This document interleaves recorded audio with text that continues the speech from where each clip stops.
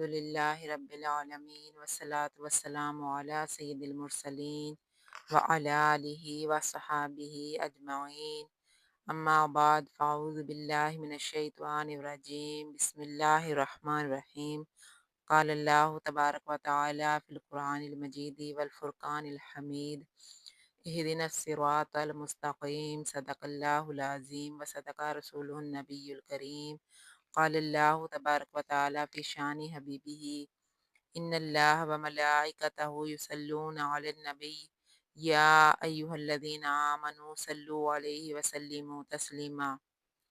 فرمان مصطفیٰ صلی اللہ علیہ وآلہ وسلم ہے کہ جس نے مجھ پر 100 مرتبہ درود پاک پڑھا، اللہ تعالیٰ اس کی دونوں آنکھوں کے درمیان لکھ دیتا ہے کہ یہ شخص نفاق اور جہنم کی آگ سے آزاد ہے، اور اسے بروز قیامت شہداء کے ساتھ رکھے گا۔ تو آئیں آقا علیہ الصلوۃ والسلام کی ذات پر درود و سلام کا ہدیہ پیش کریں۔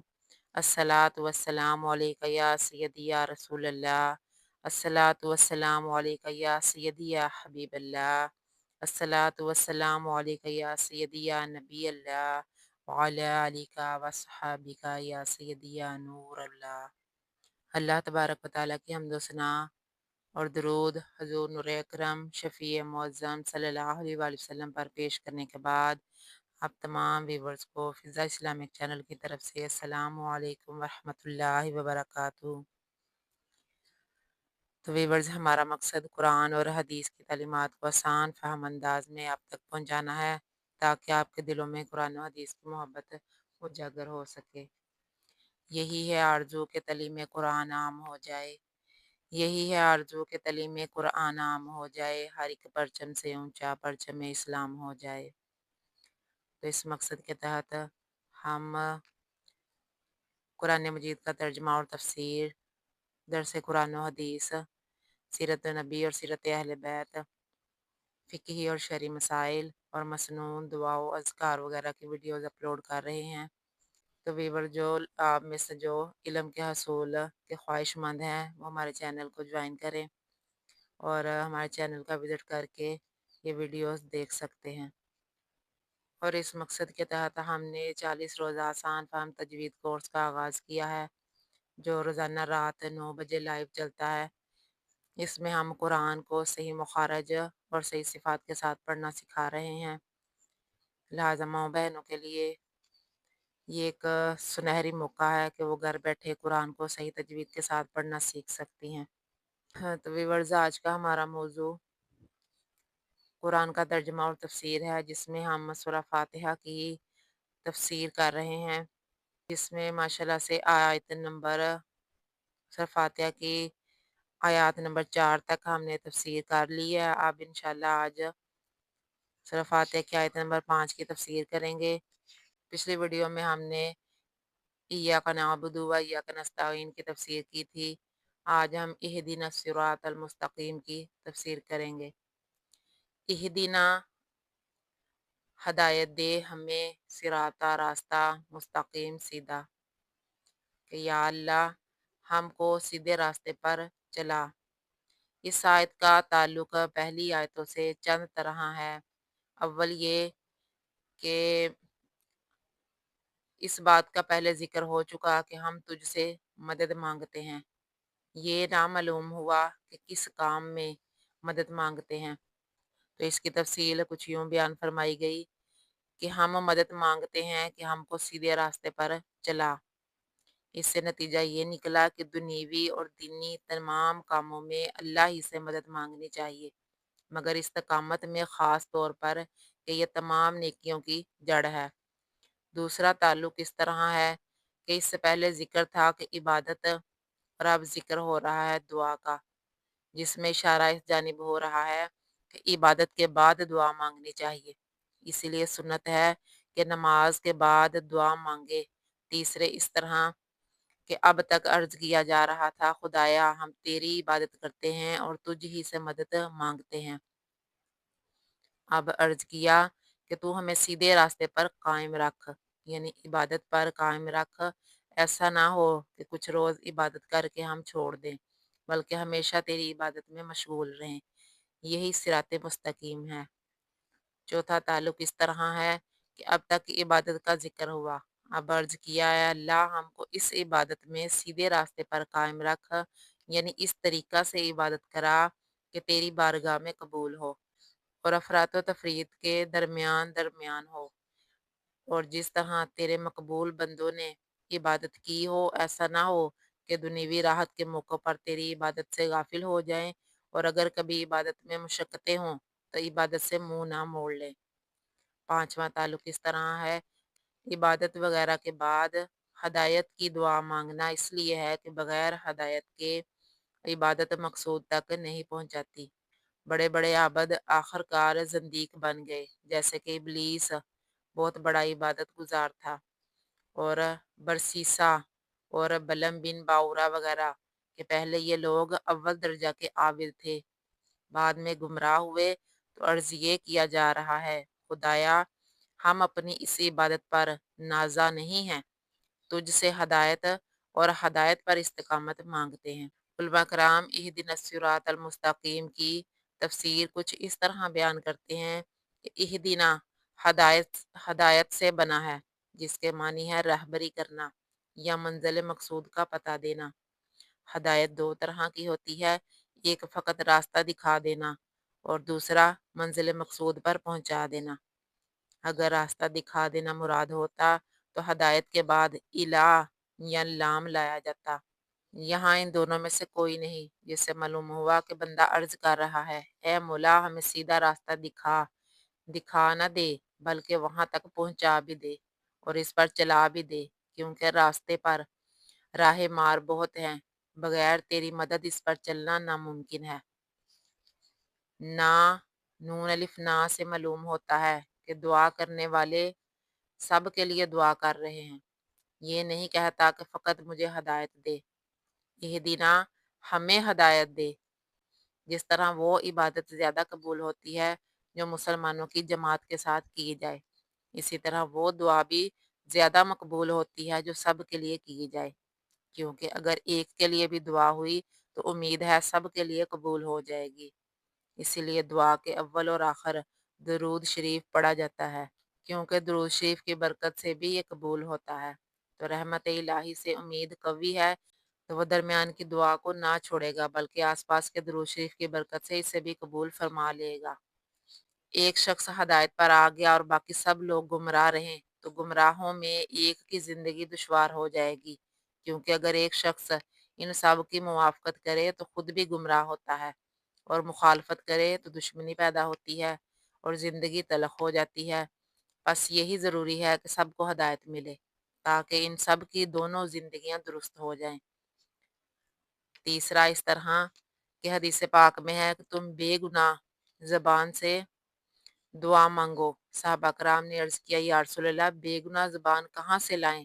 فرمایا کہ ہر ایک دوسرے کے حق میں دعا کرے، کہ اپنی زبان اپنے لیے گناہ گار ہے نہ کہ غیر کے لیے۔ تفسیر کبیر۔ اس سے معلوم ہوا کہ دعا کی مقبولیت کا راز یہ ہے کہ سب کے لیے کی جائے۔ جو چاہے کہ میری دعا بارگاہ الہی میں مقبول ہو اپنے ساتھ سب کے لیے دعا کرے اور کہے اے اللہ ہم سب کو یہ عطا فرما۔ خیال رہے کہ کافروں کے لیے ایمان ہدایت ہے، مومن کے لیے تقوی، متقی کے لیے کمال تقوی اور مقبولوں کے لیے قرب الہی، مقربین کے لیے کمال قرب ہدایت۔ لہٰذا اگر کافر یہ آیت پڑھے تو ایمان کی دعا ہے، گناہ گار کے لیے تقوی کی، تو اہدنا کا مطلب ہوا کہ یا اللہ ہم سب کو ہدایت عطا فرما۔ اب المستقیم کی تفسیر کرتے ہیں۔ المستقیم مشتق ہے استقامت سے، اس کا معنی ہے سیدھا ہونا۔ سیدھا راستہ وہ ہے جو بہت جلد مقصود تک پہنچا دے اور چلنے والے کو کسی طرف مڑنا نہ پڑے۔ ٹیڑھا راستہ یا تو مقصود تک پہنچائے گا ہی نہیں یا بہت دیر اور بہت دشواری سے پہنچائے گا۔ کفر تو وہ ٹیڑھا راستہ ہے جو کبھی منزل تک پہنچا سکتا ہی نہیں، اور گمراہی یعنی اہل سنت والجماعت کے علاوہ دوسرے وہ فرقے۔ اب سوال یہ پیدا ہے کہ صراط مستقیم کون سا راستہ ہے؟ تو علماء کرام نے بیان فرمایا ہے کہ صراط مستقیم میں بہت گنجائش ہے، یہ دینی اور مذہبی عقیدے، معاملات اور عبادات اور اخلاق سب کو شامل ہے۔ تو مطلب اس کا یہ ہوا کہ اے اللہ ہم کو عقیدے اور اعمال سب میں سیدھے راستے پر قائم رکھ۔ اس کی تفصیل یہ ہے کہ ہر چیز میں 3 حیثیتیں ہیں: افراط یعنی زیادتی، تفریط کمی، میانہ روی نہ زیادتی نہ کمی۔ تمام دینوں کے لحاظ سے دین اسلام مستقیم ہے، اس لیے دین موسوی میں یعنی کہ موسیٰ علیہ السلام کے دور میں بہت سختیاں تھیں۔ چوتھائی حصہ زکوٰۃ واجب تھی، ناپاک کپڑے اور ناپاک کھال کو کاٹنا یا جلانا پڑتا تھا، عبادت خانوں کے سوا کہیں عبادت نہ ہو سکتی تھی، سخت سزا کے بعد توبہ قبول ہوتی تھی۔ حضرت عیسیٰ علیہ السلام کے دور میں بہت نرمی تھی، شراب اور سور بھی حلال تھے۔ دین اسلام میں نہ پہلی سی سختیاں ہیں اور نہ ہی بہت زیادہ نرمیاں۔ زکوٰۃ میں 40واں حصہ واجب ہے اور وہ بھی سدھا آسانیوں کے ساتھ۔ ہر جگہ مسجد یا غیر مسجد میں نماز جائز، بڑے سے بڑا گناہ توبہ سے معاف، ناپاک کو پاک کرنے کے لیے 30-32 طریقے، آسان کپڑے وغیرہ کو صاف پانی بہا کر پاک کر لو، تانبے اور شیشے کے برتنوں کو صرف رگڑ کر پاک کر لو، پانی نہ ملے تو تیمم کر کے نماز ادا کر لو، وغیرہ وغیرہ۔ شراب اور خنزیر جو کہ عقل کو خراب کرنے والے ہیں اور قوم میں بے غیرتی اور شر پیدا کرنے والے ہیں، ان کو حرام قرار دے دیا گیا۔ اب میں تفسیر سفیانہ بیان کرتے چلوں۔ ہدایت چند طرح کی ہے۔ ہدایت چند طرح کی ہے۔ ایک ہدایت الہامی جو بغیر کسی کے بتائے خود بخود حاصل ہو، جیسے بچہ ماں کا پستان چوستا ہے اور دودھ رو رو کر ماں کو اپنی طرف مائل کرنا خود بخود جانتا ہے۔ دوسری ہدایت احساسی جو کہ حواس درست ہونے کے بعد حاصل ہو، جیسے کہ بچہ ہوش سنبھالنے کے بعد اچھی بری چیزوں میں فرق کرتا ہے۔ تیسری ہدایت عقلی جو عقل کی مدد سے حاصل ہو، اسے ہدایت نظری بھی کہتے ہیں، یہ دلائل سے حاصل ہوتی ہے، یعنی انسان اپنی عقل کی مدد سے دلائل قائم کرے اور پھر اس سے نتیجہ نکالے۔ چوتھی ہدایت الہیہ جو کہ پیغمبروں کی مدد اور حق تعالیٰ کے خاص کرم سے حاصل ہو، یعنی جن چیزوں کو ہم عقل اور دلائل سے معلوم نہیں کر سکتے، اس کی رہبری کے لیے حق تعالیٰ نے انبیاء کرام کو بھیجا۔ ہدایت خاصہ وہ جو نور نبوت یا نور ولایت سے خاص لوگوں کو حاصل ہو۔ خیال رہے کہ ہدایت الہیہ ہم لوگوں کے لیے آخری ہدایت ہے، مگر حضور صلی اللہ علیہ وآلہ وسلم کے لیے یہ پہلی ہدایت ہے، یعنی الہامیہ خاص بندے پیدائشی عارف باللہ ہوتے ہیں۔ یحییٰ علیہ السلام کے بارے میں قرآن فرماتا ہے وَآتَيْنَاهُ الْحُكْمَ صَبِيًّا، ہمارے حضور صلی اللہ علیہ وسلم نے پیدا ہوتے ہی سجدہ کیا۔ قرآن کی پہلی آیت کے نزول کے وقت آپ اعتکاف اور ذکر الہی میں تھے۔ غوث پاک نے رمضان کے دن ماں کا دودھ نہ پیا۔ دنیا میں ہر چیز مرکز سے حاصل ہوتی ہے، مگر مرکز براہ راست رب سے لیتا ہے۔ تمام دنیا سمندر سے پانی لیتی ہے، مگر سمندر رب سے۔ تمام تارے سورج سے نور لیتے ہیں، مگر سورج رب سے منور ہے۔ سمندر پانی کا مرکز، سورج نور کا مرکز جناب مصطفیٰ صلی اللہ علیہ وآلہ وسلم ہدایت کے مرکز ہیں۔ مولانا رومی رحمۃ اللہ علیہ نے فرمایا اس قسم کی ہدایت حاصل کرنے کے لیے فخر الدین جیسی ہستی کی عقل بھی کافی نہیں، کیونکہ یہ ہدایت عقل سے ورا ہے۔ اس لیے صوفیہ کرام فرماتے ہیں کہ ظاہری عالم کی پہنچ دلیل تک ہے اور صوفی کی رسائی کشف و مکاشفہ تک ہے، یعنی ظاہری عالم بتا کر اور شیخ طریقت دکھا کر سمجھاتا ہے۔ ظاہری عالم صاحب قال ہے اور یہ صاحب حال ہے۔ مولانا اس کو یوں بیان فرماتے ہیں، اس آیت کریمہ میں اس آخری قسم کی ہدایت رب سے مانگی گئی، یعنی اے پروردگار ہم کو وہ ہدایت فرما جو حواس اور عقل وغیرہ سے ورا ہے اور صرف تیرے کرم سے حاصل ہوتی ہے۔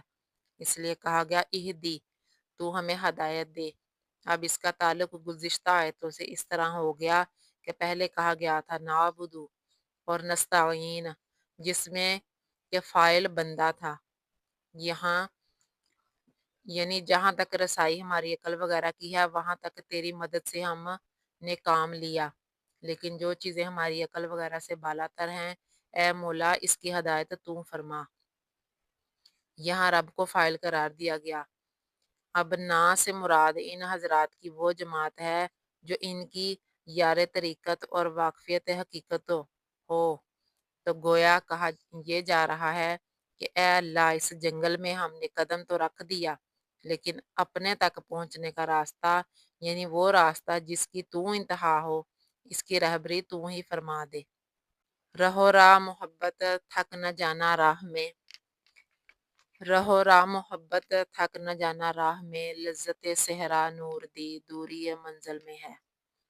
صراط المستقیم صوفیہ کرام کے نزدیک صراط مستقیم کی چند تفسیریں ہیں۔ ایک یہ کہ صراط مستقیم وہ راستہ ہے جو محبت اور عقل دونوں کو جامع ہو۔ صوفیہ کرام فرماتے ہیں کہ وہ راستہ جو ذات الہی تک پہنچا دے وہ صراط مستقیم ہے۔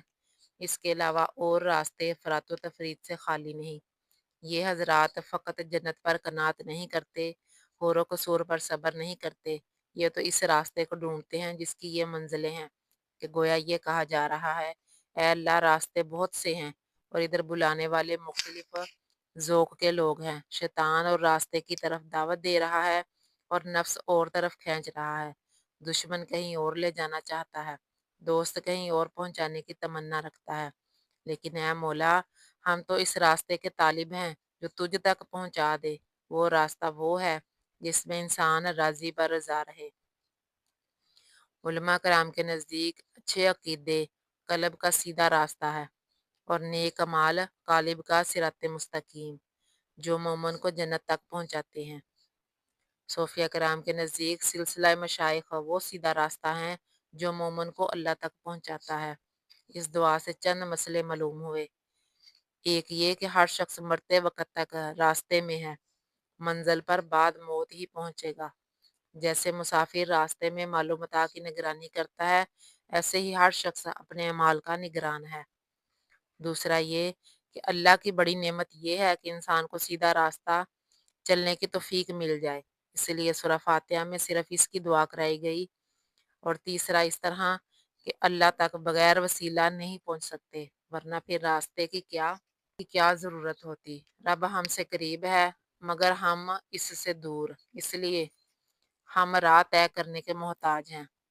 جس طرح دنیوی سفر میں مختلف سواریاں چاہیے، کہیں تانگے پر جاتے ہیں، کہیں موٹر سائیکل پر، جہاز سے سمندر کو طے کرتے ہیں، ہوائی جہاز میں سوار ہو کر فضا کی سیر کرتے ہیں، اسی طرح اس سفر میں بہت سواریاں اور درکار ہیں۔ ان سواریوں کی لگام کسی اور کے قبضے میں ہے۔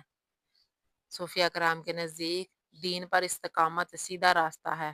فرماتے ہیں ایک استقامت 1000 کرامتوں سے بہتر ہے۔ استقامت کی معنی یہ ہے کہ اگر مولا کا اشارہ ہو کہ اپنے آپ کو دریا میں ڈال دو تو اس کی تعمیل میں ذرا تعامل نہ کرے، جیسا کہ حضرت یونس علیہ السلام کا واقعہ ہوا، اور اگر حکم ملے کہ اپنے بچے کو ذبح کر دو تو اس پر راضی ہو جائے، جیسے سیدنا ابراہیم علیہ السلام نے کر کے دکھایا۔ اگر یاد حق میں آگ سامنے آ جائے تو اس کی پرواہ نہ کرے، جیسے خلیل اللہ علیہ السلام نے نارے نمرود کی پرواہ نہ فرمائی۔ اگر کسی بڑے مرتبہ پر پہنچ کر کسی کے شاگردی کرنے کا حکم مل جائے تو اس پر آر نہ ہو، جیسا کہ حضرت موسیٰ علیہ السلام نے کر کے دکھایا کہ اس قدر عظمت و جلالت کے باوجود حضرت خضر علیہ السلام کے پاس حاضری میں کچھ شرم نہ فرمائی۔ اگر آرے سے چرنے کی مصیبت سامنے آ جائے تو اس کو صبر و شکر کے ساتھ برداشت کرے، جیسے حضرت زکریا علیہ السلام پر گزرا۔ صوفیہ کرام فرماتے ہیں جب اپنی جان و مال اور اولاد ایک پردہ بن جائے تو اس کو پھاڑ دو۔ اس وقت ان کا پھاڑنا فضول خرچی نہیں بلکہ یہ محبوب سے ملنے کا ذریعہ ہے۔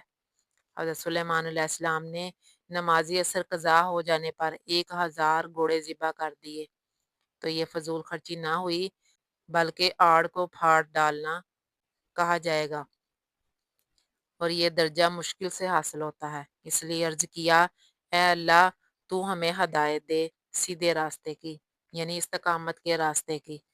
اب چند اعتراض کرنے والے یہ اعتراض کرتے ہیں کہ یہاں یہ دعا بے موقع ہے، کیونکہ انسان جو اسلام لا چکا ہے اور نماز کے لیے حاضر ہو گیا ہے، قرآن پاک کی تلاوت شروع کر دی ہے، تو ہدایت تو اسے مل گئی اور مانگی وہ چیز جاتی ہے جو حاصل نہ ہو، بس یہ ہدایت مانگنا بالکل بیکار ہے۔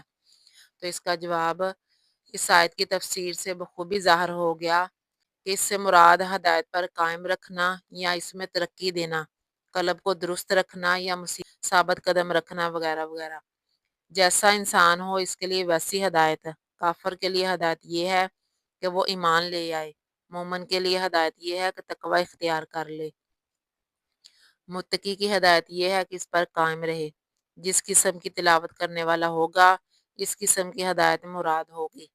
تو خیال رہے ہم بھی سیدھے راستے پر ہیں، یعنی اس پر چل رہے ہیں، حضور بھی سیدھے راستے پر ہیں۔ رب تعالیٰ فرماتا ہے اِنَّکَ لَمِنَ الْمُرْسَلِینَ عَلَىٰ صِرَاطٍ مستقیم۔ رب تعالیٰ بھی سیدھا راستہ ہے، یعنی سیدھے راستے پر چلنے سے ملتا ہے، جیسے لاہور سیدھی سڑک پر ہے۔ رب تعالیٰ فرماتا ہے اِنَّ ربی عَلَىٰ صِرَاطٍ مستقیم، کہ یعنی رب جو ہے وہ سیدھا راستہ ہے۔ تو اللہ تبارک و تعالیٰ کے حضور دعا ہے کہ اللہ تعالیٰ ہم کو بھی سیدھے راستے پر چلائے، سیدھے راستے کی ہدایت دے، اور پھر اس پر استقامت بھی عطا فرمائے۔ اللہ تبارک و تعالیٰ جو کچھ میں نے پڑھا اور جو کچھ آپ نے سنا اس کو قبول و منظور فرمائے، اور ہم سب کو اس پر عمل کرنے کی توفیق عطا فرمائے۔ وآخر دعوانا ان الحمدللہ۔ ترجمہ اور تفسیر کی پچھلی ویڈیوز دیکھنے کے لیے اینڈ سکرین پر ویڈیوز آ رہی ہیں، وہاں سے آپ دیکھ سکتے ہیں۔ جزاک اللہ خیرہ۔